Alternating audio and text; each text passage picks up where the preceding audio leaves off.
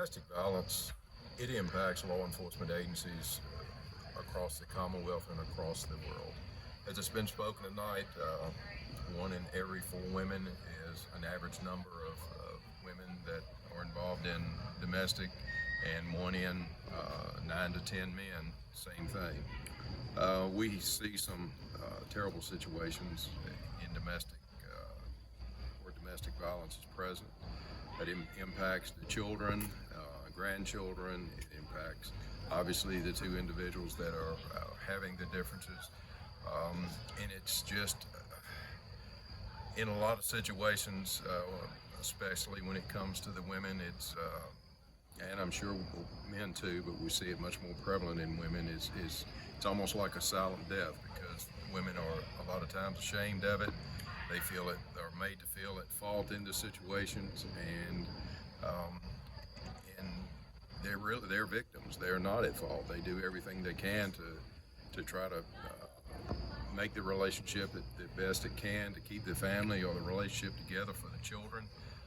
And all the time, the level of violence continues to escalate, when they're thinking that they're doing what they should to keep everything together.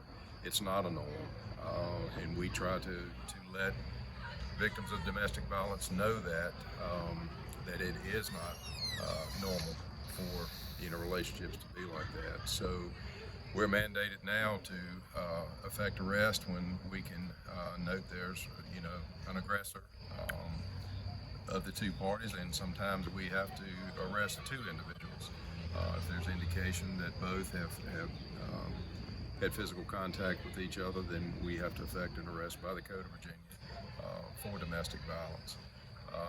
We have to.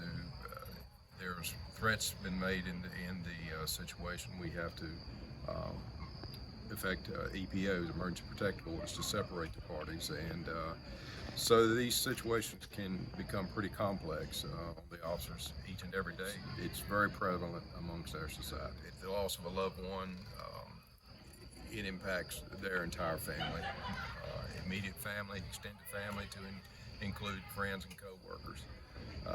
Several cases we've had recently, we find that the family is always, our friends are looking for answers. We have to do the best that we can as law enforcement to get all the facts and figure the paths of life on individuals that are involved in these situations, especially when it's a loss of life, and determine what happened. And it's heartbreaking and tragic a lot of times when you start looking back into situations that have occurred over a period of time, and then ultimately one loses a life over that situation. So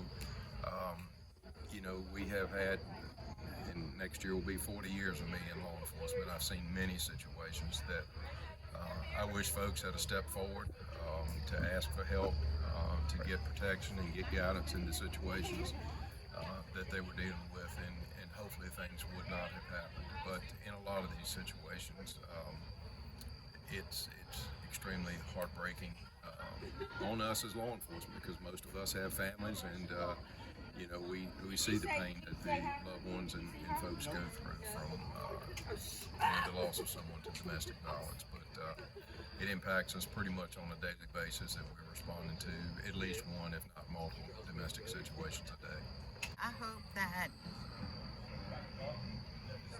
Caitlin's death helps save other women, other people.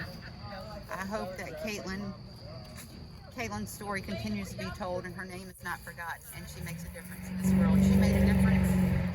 She made a difference in this world when she was here, and I know she's going to continue to make a difference. Just a larger-than-life personality. She loved to dance and loved extremely hard. Her friend circle was very eager to get in touch with me and try to just organize little trips to stay together. A lot of it's coming from a place of mourning, but just to reminisce on all the good memories we had, and hearing about some of the impact that she's made in people's lives to help them pursue their passions or get out of a bad situation. She was just a pillar. The glue that held her friend circles together, and she's deeply missed. if you are in a situation where you need help, speak up, speak out. There's help. I'll help. I'll do what I can to, so another mother doesn't have to feel this pain, another family doesn't have to